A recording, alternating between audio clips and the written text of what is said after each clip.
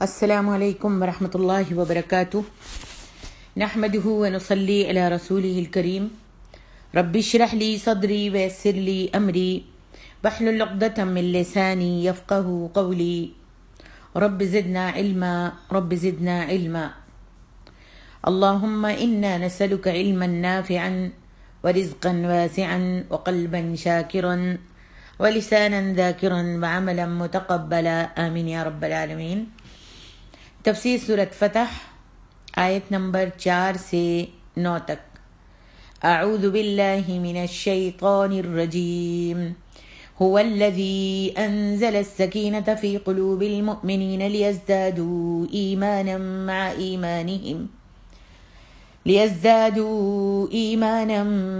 ایمانہم وللہ جنود السماوات والارض وکان اللہ علیما حکیما۔ وہی ہے جس نے مومنوں کے دلوں میں طمانینت و تسکین نازل کی تاکہ ان کے ایمان میں اور مزید ایمان کا اضافہ ہو، اور آسمانوں اور زمین کے سب لشکر اللہ ہی کے ہیں، اللہ خوب خوب جاننے والا اور حکمت والا ہے۔ لیدخل المؤمنین والمؤمنات جنات تجری من تحتها الأنهار خالدین فیہا ویکفر عنہم سیئاتہم وکان ذلک عند اللہ فوزا عظیما۔ یہ سب اس لیے کیا تاکہ وہ مومن مردوں اور مومن عورتوں کو ایسے باغات میں داخل کرے جن کے نیچے نہریں بہہ رہی ہیں، وہ ان میں ہمیشہ رہیں گے، اور تاکہ ان سے ان کی برائیاں دور کر دے، اور یہ اللہ کے ہاں بہت بڑی کامیابی ہے۔ وَيُعَذِّبَ الْمُنَافِقِينَ وَالْمُنَافِقَاتِ وَالْمُشْرِكَاتِ الظَّانِّينَ بِاللَّهِ ظَنَّ السَّوْءِ عَلَيْهِمْ دَائِرَةُ السَّوْءِ وَغَضِبَ اللَّهُ عَلَيْهِمْ وَلَعَنَهُمْ وَأَعَدَّ لَهُمْ جَهَنَّمَ وَسَاءَتْ مَصِيرًا۔ اور تاکہ منافق مردوں اور منافق عورتوں اور مشرک مردوں اور مشرک عورتوں کو عذاب دے جو اللہ کے متعلق برے گمان کرتے ہیں، بری گردش انہی پر ہے، اور اللہ ان پر ناراض ہوا اور اس نے ان پر لعنت کی، اور اس نے ان کے لیے جہنم تیار کر کے رکھی ہے، اور وہ لوٹنے کی بری جگہ ہے۔ وَلِلَّهِ جُنُودُ السَّمَاوَاتِ وَالْأَرْضِ وَكَانَ اللَّهُ عَزِيزًا حَكِيمًا۔ اور آسمانوں اور زمین کے سب لشکر اللہ ہی کے لیے ہیں، اللہ نہایت غالب اور خوب حکمت والا ہے۔ اللہ تبارک و تعالیٰ ارشاد فرماتے ہیں هو الذی انزل السکینۃ، وہی تو ہے جس نے مومنوں کے دلوں پر تسلی نازل فرمائی، یعنی انہیں اطمینان عطا فرما دیا۔ قتادہ کہتے ہیں کہ مومنوں کے دلوں میں وقار پیدا کر دیا۔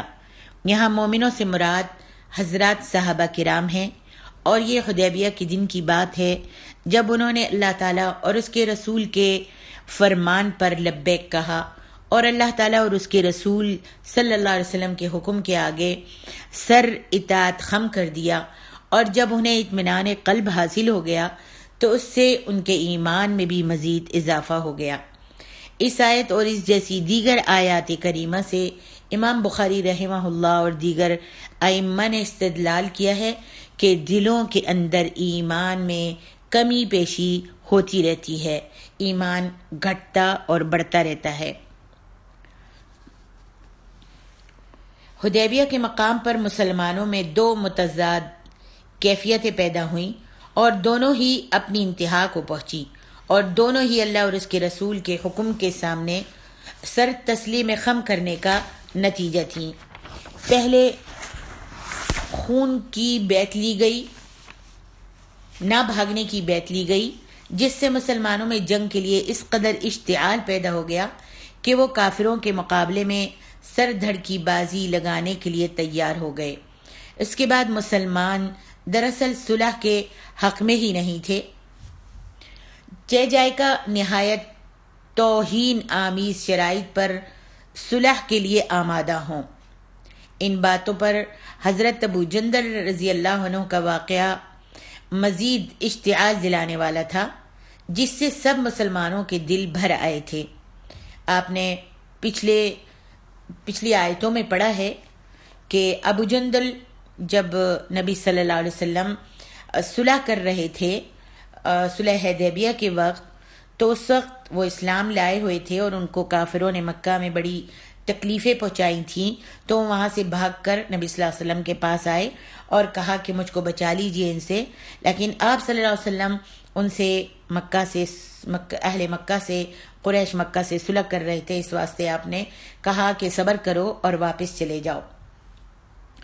تو اس سے سب مسلمانوں کے دل بھر آئے تھے، اور اگر ان کے اختیار میں ہوتا تو وہ تو یہ چاہتے تھے کہ اسی وقت کافروں کی ٹکہ بوٹی کر دیں، اور اس وقت انہیں یہ قدرت بھی حاصل تھی، مگر جب انہیں اللہ اور اس کے رسول نے ٹھنڈا کیا تو یکدم ان کے جذبات جو تھے ٹھنڈے ہو گئے۔ ہر مسلمان جب دوسرے سے یہ پوچھتا کہ آج ایسی شرائط پر صلح کیوں کی جا رہی ہے، تو ہر ایک یہی جواب دے دیتا اللہ و رسولہ اعلم۔ حضرت عمر کی طبیعت کفار کے حق میں سب سے زیادہ جوشیلی تھی۔ انہوں نے کچھ اضطراب کا مظاہرہ ضرور کیا، جیسا کہ پچھلی آیتوں میں تفسیر میں نے آپ کو بتایا ہے کہ حضرت عمر نے نبی صلی اللہ علیہ وسلم سے 2-3 سوال کیے تھے، اور پھر ابو بکر سے بھی وہی سوال کیے تھے، تو اللہ کے رسول صلی اللہ علیہ وسلم نے فرمایا تھا عمر میں رسول ہوں تم نہیں۔ تو انہوں نے کچھ اضطراب کا مظاہرہ ضرور کیا، جیسا کہ حدیث سے واضح ہے، مگر وہ بھی نافرمانی کی حد کو نہیں پہنچا۔ یہ حضرت عمر کی نافرمانی نہیں تھی۔ حضرت عمر کو اس بات کا عمر بھر افسوس بھی رہا۔ اللہ تعالیٰ یہ فرماتے ہیں کہ اس وقت مسلمانوں کے جوش کو ٹھنڈا کرنے کے لیے سکون نازل کیا گیا، اور یہ سکون ظاہراً کس کی طرف سے تھا؟ وہ اللہ کی طرف سے تھا، ورنہ عین ممکن تھا کہ حالات کچھ اور رخ اختیار کر جاتے۔ اگر کافروں کو کچلنا ہی مقصود ہوتا تو اللہ کے پاس مدد کے اور بھی کئی طریقے اور اسباب موجود تھے۔ البتہ ان دونوں انتہاؤں میں مسلمانوں کی آزمائش ہو گئی کہ وہ کس حد تک اللہ اور اس کے رسول صلی اللہ علیہ وسلم کے حکم کے تابع رہتے ہیں۔ پھر جب وہ اس آزمائش میں پورے اترے تو یہی بات ان کے ایمان میں مزید اضافے کا سبب بن گئی، اور اللہ تعالیٰ نے اپنے رسول پر بھی احسان فرمایا اور مسلمانوں پر بھی احسان فرمایا۔ آگے ارشاد ربانی ہے لِيُدْخِلَ الْمُؤْمِنِينَ وَالْمُؤْمِنَاتِ جَنَّاتٍ تَجْرِي مِن تَحْتِهَا الْأَنْهَارُ خَالِدِينَ فِيهَا، یہ اس لیے کہ وہ مومن مردوں اور مومن عورتوں کو جنتوں میں، بہشتوں میں جن کے نیچے نہریں بہہ رہی ہیں، ان میں ہمیشہ کے لیے داخل کر دے گا۔ اس آیت کے شان نزول کے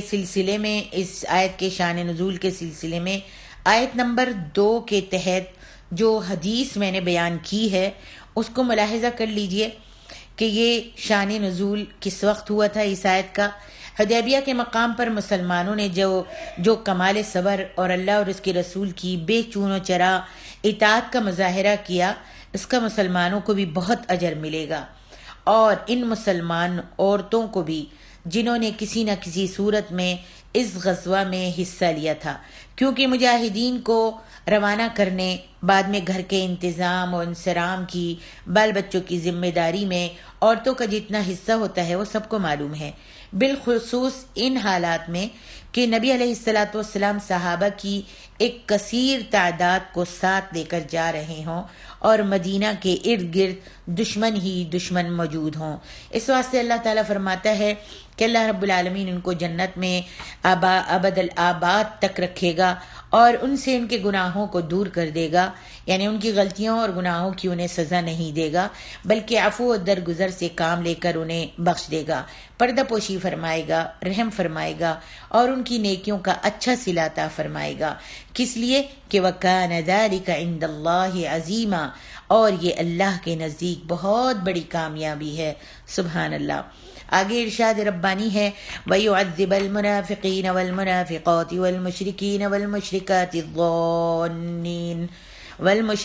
الظَّانِّينَ بِاللَّهِ ظَنَّ السَّوْءِ، اور اس لیے کہ منافق مردوں اور منافق عورتوں اور مشرک مردوں اور مشرک عورتوں کو جو اللہ کے حق میں برے برے خیال رکھتے ہیں عذاب دے، اللہ تعالیٰ کے فیصلوں پر الزام لگاتے ہیں اور نبی علیہ الصلاۃ والسلام اور صحابہ کرام کے بارے میں یہ خیال رکھتے ہیں کہ وہ قتل ہو کر بالکل ختم ہو جائیں گے. اسی لیے اللہ تعالیٰ نے فرمایا علیہم دائرۃ السوء وغضب اللہ علیہم ولعنہم، انہی پر برے حادثے سے واقع ہوں اور اللہ ان پر غصے ہوا اور ان پر لعنت کی، انہیں اپنی رحمت سے یعنی دور کر دیا. لعنت سے مراد یہاں پر اللہ تعالیٰ نے انہیں اپنی رحمت سے دور کر دیا. وَأَعَدَّ لَهُمْ جَهَنَّمَ وَسَاءَتْ مَصِيرًا، اور ان کے لیے دوزخ تیار کی اور وہ بری جگہ ہے. پھر اللہ تعالیٰ نے غزوہ حدیبیہ میں کوئی منافق شریک نہیں ہوا تھا، جس کی وجہ یہ تھی کہ اس غزوہ میں اموال غنیمت کا کوئی قصہ نہیں تھا. یعنی کوئی منافق اس وقت شریک ہوتے تھے، اس غزوہ میں شریک ہوتے تھے، ہمیشہ ان کو مال غنیمت کی ضرورت ہوتی تھی اور مال کے لالچ میں وہ مسلمانوں کے ساتھ رہتے تھے، لیکن اندر سے جیسا کہ بتایا گیا ہے منافق کافروں کا ساتھ دیتے تھے. تو غزوہ حدیبیہ میں کوئی بھی منافق نہیں گیا تھا، اس لیے کہ اس غزوہ میں مال کی کوئی بھی ملنے کی تمنا نہیں تھی، ملنے کی یعنی آس نہیں تھی اس واسطے. اور مسلمان محض رضا الہی کے لیے عمرہ کرنے جا رہے تھے. مسلمانوں کو تو کوئی لالچ نہیں تھا، وہ تو صرف اللہ کی رضا کے لیے عمرہ کرنے جا رہے تھے. تو کافروں نے مسلمانوں کو حدیبیہ کے مقام پر روک دیا اور حالات جو تھے کشیدہ ہوتے چلے گئے. تو یہ خبریں مدینہ میں پہنچ رہی تھیں، چنانچہ منافقوں نے خوب ہی مذاق اڑانا شروع کر دیا کہ پہلے تو قریش مکہ یہاں اپنے وطن سے بہت دور آ کر لڑائی کرتے تھے. یعنی جنگ بدر جو ہوئی تھی تو پہلے تو قریش مکہ یہاں اپنے وطن سے یعنی مکہ سے آ کر مدینہ کے آس پاس آ کر لڑائی کرتے تھے، لیکن اب مسلمان خود ان کے گھر پہنچ گئے ہیں، اب یہ وہاں سے بچ کر کبھی نہیں آ سکیں گے. اس صلح سے اور مسلمانوں کے بخیر و عافیت واپس مدینہ پہنچ جانے سے منافقوں کی دل کی جلن میں مزید اضافہ ہو گیا اور ان کے در پردہ کئی منصوبوں پر پانی پھر گیا. یہی ان کے لیے کافی سزا تھی. دوسری طرف مشرکین مکہ اس بات پر بھی ہنس رہے تھے اور مذاق کر رہے تھے کہ وہ مسلمانوں سے اپنی منمانی شرائط ان سے تسلیم کروانے میں کامیاب ہو گئے ہیں، حالانکہ بعد میں یہی شرائط ان کی جڑ کاٹ دینے والی ثابت ہوئی. منافق جو تھے وہ اس بات پر بھی بڑے خوش تھے اور خوش ہو رہے تھے کہ جتنی بھی کافروں نے شرائط رکھی ہیں وہ سب مسلمانوں نے تسلیم کر لی ہیں اور مان گئے ہیں. حالانکہ اس میں ایک حکمت تھی، اس صلح میں اور ان شرائط کو قبول کرنے میں ایک حکمت تھی. بعد میں یہی شرائط ان کی جڑ کاٹ دینے والی ثابت ہوئیں. سب سے توہین آمیز شرط یہ تھی کہ اگر مکہ سے کوئی مسلمان اپنے ولی کی اجازت کے بغیر مدینہ چلا جائے تو مسلمان اسے واپس کر دیں گے، لیکن اگر کوئی مسلمان مکہ آ جائے تو قریش مکہ اسے مسلمانوں کو واپس نہیں کریں گے. اس شرط کا جو نتیجہ نکلا اس کا حال ہم پہلے بیان کر چکے ہیں. دوسری شرط یہ تھی کہ قبائل عرب میں سے جو کوئی فریقین میں سے کسی کا حلیف بننا چاہے بن سکتا ہے. اس کے نتیجے میں بنو خزاعہ مسلمانوں کے حلیف بن گئے اور بنو بکر قریش مکہ کے. بنو خزاعہ اور بنو بکر میں جھگڑا ہو گیا تو قریش مکہ نے صلح نامہ حدیبیہ کے علی الرغم بد عہدی کر کے اپنے حلیف بنو بکر کی مدد کی اور بنو خزاعہ پر زیادتی کی. چنانچہ مشرکین مکہ کی یہی وعدہ خلافی فتح مکہ ان پر وبال اور ان کے زوال کا سبب بن گئی. تیسری شرط یہ تھی کہ فریقین 10 سال تک جنگ نہیں کریں گے. اس شرط کا حشر یہ ہوا کہ جب بنو خزاعہ نے جا کر مدینہ میں نبی صلی اللہ علیہ وسلم سے فریاد کی اور قریش مکہ کی زیادتی اور بد عہدی کا ذکر کیا تو اس معاہدے کو، اس وعدے کو برقرار رکھنے کے لیے خود ابو سفیان کو مدینہ جا کر منتیں کرنا پڑیں. پھر بھی وہ اپنے مقصد میں کامیاب نہیں ہوا. اور چوتھی شرط یہ تھی کہ مسلمان اگلے سال آ کر عمرہ کریں گے اور 3 دن کے لیے مشرکین مکہ اس شہر کو خالی کر دیں گے. اس شرط پر ٹھیک طور پر عمل درآمد ہوا اور یہ مسلمانوں کی انتہائی دیانتداری اور شرافت تھی کہ وہ اپنے عہد کو ملحوظ رکھتے ہوئے عمرہ کر کے 3 دن کے بعد واپس چلے گئے۔ مسلمانوں کے بجائے کوئی اور ہوتا تو جس طرح شہر خالی پڑا ہوا تھا، مکہ خالی پڑا ہوا تھا، تو فوراً اس پر قبضہ کر لیتا، اور یہ خطرہ مشرکین مکہ کو بھی محسوس ہونے لگا تھا۔ الغرض اللہ تعالیٰ نے منافقوں اور مشرکوں کی آرزوؤں اور تدبیروں کو نہ صرف ناکام بنایا بلکہ ان کی تدبیریں انہی پر پلٹ پڑیں۔ بعد میں انہیں جو عذاب دنیا میں دیکھنے پڑے یا آخرت میں ان سے دوچار ہونا پڑے گا وہ علیحدہ ہیں۔ واللہ عالم۔ آگے ارشاد ربانی ہے وَلِلَّهِ جُنُودُ السَّمَاوَاتِ وَالْأَرْضِ وَكَانَ اللَّهُ عَزِيزًا حَكِيمًا، اور آسمان اور زمین کے لشکر اللہ ہی کے ہیں، اور اللہ تبارک و تعالی خوب غالب اور حکمت والا ہے۔ یہ لشکر فرشتے ہوں یا ہوائیں ہوں، غرض یہ کہ جتنے بھی باطنی اسباب ہیں سب اللہ کے قبضے میں ہیں۔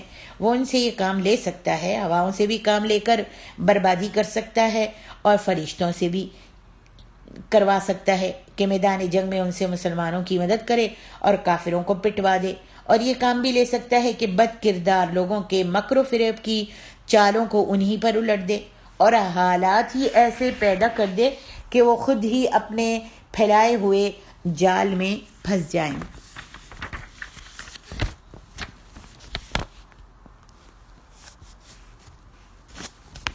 آگے ارشاد ربانی ہے اِنَّا أَرْسَلْنَاكَ شَاهِدًا وَمُبَشِّرًا وَنَذِيرًا لِتُؤْمِنُوا بِاللَّهِ وَرَسُولِهِ وَتُعَزِّرُوهُ وَتُوَقِّرُوهُ وَتُسَبِّحُوهُ بُكْرَةً وَأَصِيلًا۔ اے نبی، بلا شبہ ہم نے آپ کو گواہی دینے والا اور بشارت دینے والا اور ڈرانے والا بنا کر بھیجا ہے تاکہ تم اللہ اور اس کے رسول پر ایمان لاؤ اور تم اس کی مدد کرو اور اس کا ادب کرو، اور تم صبح اور شام اللہ کی پاکی بیان کرو۔ اللہ تبارک و تعالیٰ نے اپنے نبی حضرت محمد صلی اللہ علیہ وآلہ وسلم سے مخاطب ہوتے ہوئے فرمایا ہے اِنَّا أَرْسَلْنَاكَ شَاهِدًا، ہم نے اے محمد صلی اللہ علیہ وسلم آپ کو شاہد بنا کر بھیجا، یعنی مخلوق کے بارے میں گواہی دینے والا، وَمُبَشِّرًا، اور خوشخبری سنانے والا یعنی مومنوں کو، وَنَذِيرًا، اور خوف دلانے والا یعنی کافروں کو۔ اس آیت کریمہ کی تفسیر اس سے پہلے سورۃ احزاب میں بیان کی جا چکی ہے۔ فرمایا لِتُؤْمِنُوا بِاللَّهِ وَرَسُولِهِ وَتُعَزِّرُوهُ، تاکہ مسلمانوں تم اللہ پر اور اس کے پیغمبر پر ایمان لاؤ اور اس کی مدد کرو۔ حضرت ابن عباس رضی اللہ عنہما اور کئی ایک ائمہ تفسیر نے فرمایا ہے کہ اس کے معنی یہ ہیں کہ تم ان کی تعظیم بجا لاؤ، وَتُوَقِّرُوهُ، اور ان رسول کی عزت و تکریم کرو۔ یہ توقیر سے ہے جس کے معنی احترام، اجلال اور تعظیم بجا لانے کے ہیں۔ وَتَسَبِّحُوهُ بُكْرَةً وَأَصِيلًا، اور صبح شام اس اللہ کی تسبیح بیان کرتے رہو، یعنی دن کے ابتدائی اور آخری حصے میں اللہ تعالیٰ کی تسبیح بیان کرتے رہو۔